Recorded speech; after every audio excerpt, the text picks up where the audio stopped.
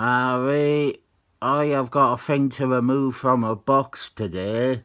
Currently, the Communications Workers Union are on strike and post isn't being delivered.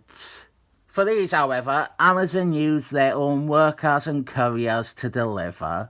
So it's nice that Amazon will be able to deliver these shit Marvel collected editions in time for Christmas. But a £500 new laptop I ordered from Amazon will sit in the DPD Eben Depot for over a week, and I still won't have any awareness of when or if it'll ever get here. I don't know what is in here. I am already in a mood because I feel ripped off by the laptop I bought and is now 9 days late. Let's hope what is in here will put me in a good mood. I think it will be an Hulk one. Fuck right off. I didn't know what was in here. I really didn't, but with that build-up, it sounds like I did, because this is the absolute worst Epic Collection that it could have been.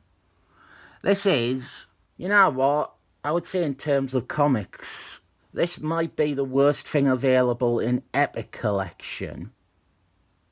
That is probably why Marvel decided to do Epic Collections of more recent comics, so that this one would feel less left out. This is Thor, Blood and Thunder, and it is quite possibly the worst thing ever. And you might wonder, why did I get it? And the answer is, Marvel have been really scummy. They put the first half of it at the end of the Epic Collection with Tom Falcon's run. And now with this one, they have the second and third halves of it, and then the first bunch of issues of Roger Thomas's run at the back of this one. This has to have been purposely done. They know nobody would want it because they did do a trade of it about 10 years ago. And the last time I was in Forbidden Planet Newcastle, they still had copies of that. We open with an annual, and I'm pretty sure this is out of sequence. This is placed at the wrong part of the collection. This is the 1993 annual. We have artwork by Tom Grindberg, and this is the year where they introduced new characters in all the annuals. And I never thought that the one they introduced in this is that bad. And this is the only page in Tom Grindberg's career where I think he succeeds at looking like a style rather than an incompetent. But I own this issue.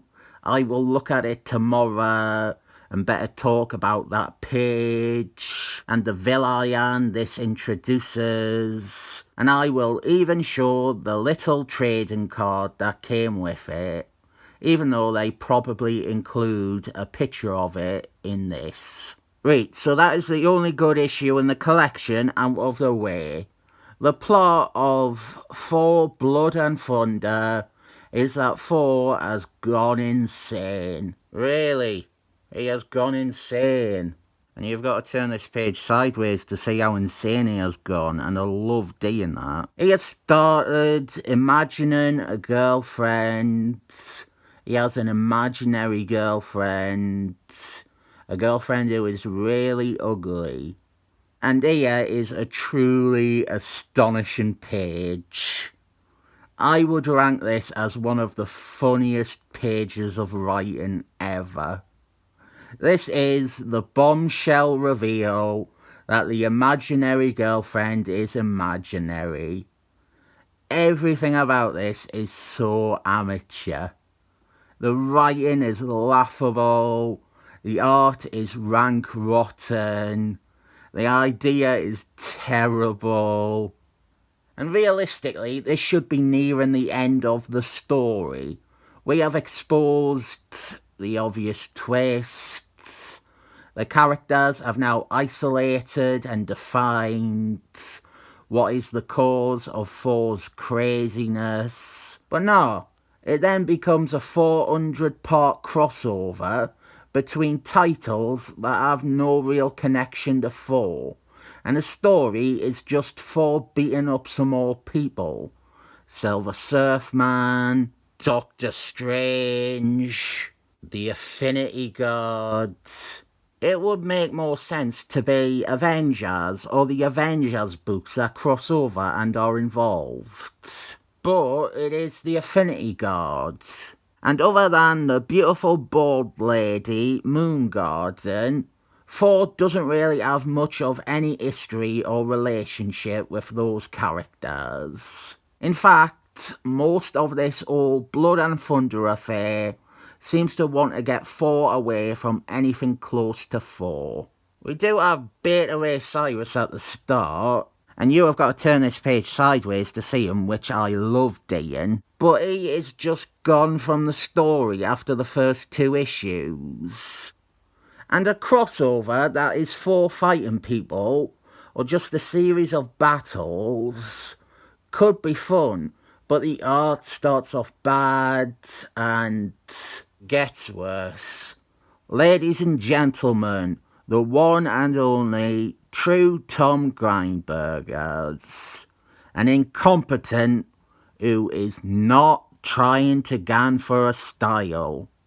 So yeah, this is a crossover between Thor, Silver Surfman, Affinity God, and Alan Watson's solo series.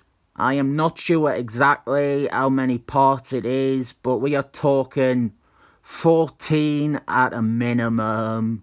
I took a stab in the dark there, so I am probably very, very close, but off by 1. I have said before, I am great at doing that. Somehow landing on a really close number, but always being off by 1. Maybe this is a story that you can pick up an issue of, and the issue might be fun, dependent on the artist involved, of course. But it is an embarrassing mess of a failure at approximately 13 or 15 parts long. Like here you have the Affinity Guard fighting trolls. Independent from the crossover, this is fun. The thing that gets under my skin is that this Thor story, well, it doesn't really have Thor in it for most of it. But it also doesn't resolve with Thor. It doesn't resolve with Thor learning anything, or Thor overcoming anything. It is not a Thor story in the end. What solves the dilemma is Phineas. Phineas shows up and waves his hands and cures Thor of his insanity. Also, the imaginary girlfriend becomes unimaginary after she was revealed as being imaginary. It's so bad. Phineas is a Mary Sue, as he often is. He is able to be crazed for easily. He's also able to withstand and also overcome Anthony Hopkins in a fight. And he is able to fix this thing that nobody else could. And then he tells Thor that he owes him one. That is how this very, very, very long trash crossover ends.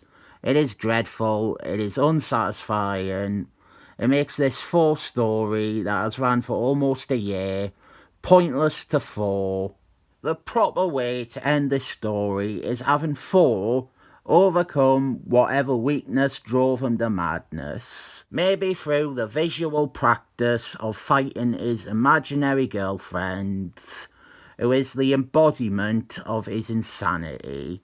And through that, you have Thor deal with his insecurities, his daddy issues, his inferiority complexes, his secret desire to marry Amanda the Enchanter. All the stuff that contributed to Thor ganning insane. You have Thor's inner strength shine through, and him come to accept these things, and thus the imaginary girlfriend vanishes. Or since it was the early 90s, more than likely is exploded across 2 pages that you have to turn sideways, which I love doing. So then here is the first issue of Roger Thomas and Thor. I think they got him back because Roger Thomas wrote a lot of Thor in the past, and he knows a lot about Norse mythology. So they were open Roger Thomas could bring the title back to being a Thor book. Oh yeah, I should say, in defence of the writers of Blood and Thunder, they have laid the blame at the editor's feet for having no idea what to do with Thor, and every week changing their mind on whether they wanted Thor to be set in fairyland or Earth or space. The same lack of editorial vision will run through this run, but Roger Thomas is a pro, so he hasn't ever said as much, but it's clear from reading them that the series is still having the same identity crisis. I really hope nobody on YouTube has made this editor cry. These issues aren't good either. There are some ideas at the end of Roger Thomas's run that I think have or add potential, but these first ones are right in line with the indecisions of where Thor should even be set. Look, it is the second comic I ever reviewed on this channel. This might be fun. Let's see if I can remember how much of what I said about it. I think I said that the core plot was Thor went on holiday with some new friends. Survival of the fiercest. I definitely would have made note of that, I think. What in the name of genocide are you doing? I definitely pointed that out. The bad guy being so evil that instead of taking the Lord's name in vain, he takes the concept of genocide in vain. Whoa, better call the fire brigade. This man is on fire. Yeah, these are the awful new characters that Roger Thomas introduces. Roger Thomas also brings back Donnie Warblake, and I talked about this when I reviewed the 2 issues that come after this one. The 2 issues that will be at the start of the next volume. Sorry, I cannot show any thumbnails of those videos because I didn't even have a laptop anymore. I cannot print screen anything. And then Thor gets an awful, awful, awful, awful, awful new costume. There is that trading card that you will see again tomorrow. That is an interesting bit of composite art. We have a Ron French Thor, we have a Ron Lee Silver Surfman, and Ron Lee Alan Watson as well. I think that's from Affinity Crusades. Remastered covers for that trade paperback that is probably still in stock at Forbidden Planet Newcastle. I wouldn't recommend this to you even if you were drowning. You're probably not in the mood to read bad comics when you're suffocating anyway. I regret that I now have to put this on my shelf, so I'll have to give it a 7 thumbs up.